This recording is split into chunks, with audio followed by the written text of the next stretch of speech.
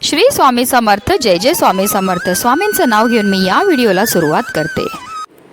उभारून आनंदाची गुढीदारी, जीवनात यो रंगत न्यारी. हिंदू नवीन वर्षाची सुरुवात ज्या दिवसाने होते तो दिवस म्हणजे गुढीपाडवा. दरवर्षी चैत्र महिन्यातील शुक्ल पक्षातील प्रतिपदेला गुढीपाडवा साजरा केला जातो. महाराष्ट्राचा अत्यंत महत्त्वाचा आणि 3.5 मुहूर्तापैकी एक असलेला गुढीपाडवा हा सण यंदा 2026 मध्ये 19 मार्च 2026 म्हणजेच गुरुवारी साजरा केला जाईल. गुढी म्हणजे ध्वज, तर मराठीत प्रतिपदेला पाडवा म्हणतात. त्यामुळे या सणाला गुढीपाडवा म्हणून ओळखले जाते. गुढीपाडवा म्हणजे नवचैतन्य आणि मांगल्य, झाल्या गेल्या सर्व गोष्टी विसरून नव्या वर्षाचे जोमात स्वागत करण्याचा दिवस म्हणजेच गुढीपाडवा अर्थात चैत्र पाडवा. गुढीपाडव्याच्या दिवशी आपण श्रीहरी विष्णू आणि माता लक्ष्मीची पूजाही करत असतो. गुढीपाडव्याच्या सणाला निश्चितच धार्मिक महत्त्व आहे. याशिवाय हा सण जीवनातील शुभ आणि समृद्धीचे प्रतीकही मानले जाते.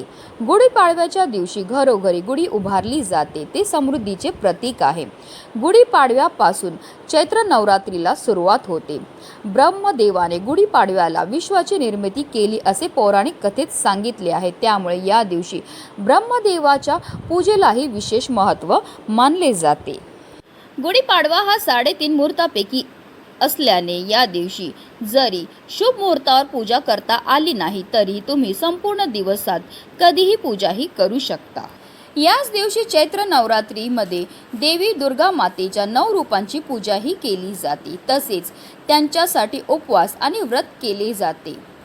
चैत्र महिन्याच्या शुक्ल पक्षाच्या प्रतिपदा तिथीला दुर्गा देवीची पूजा केल्याने भक्तांच्या प्रत्येक इच्छा पूर्ण होतात. यासोबतच जीवनातील सर्व त्रासांपासून मुक्तता मिळते. भक्तांवर दुर्गा देवीच्या आशीर्वादाचा वर्षाव होतो. त्यांच्या कृपेने भक्तांना सुख व सौभाग्य प्राप्त होतं. 14 वर्षाचा वनवास संपून आणि रावणाचा वध करून प्रभू श्रीराम जेव्हा अयोध्येत परतले तेव्हा प्रजेने आनंदाने विजयाचे प्रतीक म्हणून गुढ्या उभारल्या होत्या. ऐतिहासिक दृष्टिकोनातून हा सण छत्रपती शिवाजी महाराजांनी परकीय आक्रमकांवर मिळवलेला विजय आणि स्वराज्यातील आनंद साजरा करण्यासाठी महत्त्वाचा मानला जातो. याच दिवसापासून हिंदू नवीन वर्ष म्हणजेच विक्रम संवत सुरू होतं. आणि या दिवशी शास्त्रामध्ये काही उपाय हे सांगण्यात आले आहेत. हे उपाय केल्याने आपल्या जीवनामध्ये असणारे जे संकट आहेत, विघ्न आहेत, दोष आहेत, त्यापासून आपल्याला निश्चितच मुक्तता मिळण्यामध्ये मदतही मिळत असते. आणि म्हणूनच गुढीपाडव्याच्या दिवशी तुम्ही काही नाही केलं तरीही चालेल, पण गाईला खाऊ घाला फक्त ही एक वस्तू. ही वस्तू खायला दिल्यामुळे आपल्या जीवनामध्ये असणारे सर्व अडचणी, संकट, पितृदोष, वास्तुदोष, शत्रुपीडा तर नष्ट होणारच आहे, पण आपलं 7 पिढ्यांचं दारिद्र्य नष्ट होऊन आपल्या सर्व इच्छा मनोकामना हे पूर्ण होणार आहे. तर ती कोणती वस्तू खायला द्यायची, कोणत्या वेळेत खायला द्यायची, त्याबद्दल सविस्तर आणि महत्त्वाची माहिती मी तुम्हाला या व्हिडिओमध्ये देणार आहे. तर व्हिडिओ पूर्ण पहा. आणि जर तुम्ही माझ्या चॅनलवर नवीन असतील तर चॅनलला सबस्क्राईब करा आणि शेजारी बेल आयकॉनसुद्धा प्रेस करा, जेणेकरून तुम्हाला माझ्या नवनवीन व्हिडिओचं नोटिफिकेशन हे मिळत राहील आणि तुम्ही एक पण व्हिडिओ मिस करणार नाही. आणि कमेंटमध्ये ओम नमो भगवते वासुदेवाय नमः लिहायला अजिबात विसरू नका.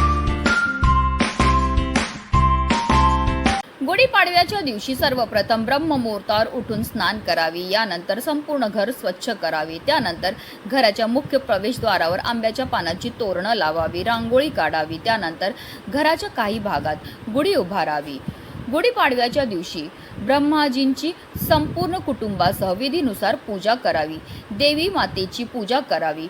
तसेच गुढी उभारल्यानंतर भगवान विष्णूंची पूजा करावी. गुढीपाडव्याच्या दिवशी ब्रह्मांडातील प्रजापती लहरी जास्तीत जास्त पृथ्वीवर पाठवल्या जातात. या लहरी खेचून घेण्याचं काम हे गुढी करत असते. तांबे धातू प्रजापती लहरींना आकर्षित करतो. तांब्याचे मुख खाली असल्यामुळे त्या लहरी घरात प्रवेश करतात. प्रजापती लहरी आकर्षित केलेल्या तांब्याने वर्षभर पाणी पिल्याने आपल्याला आरोग्य लाभतं.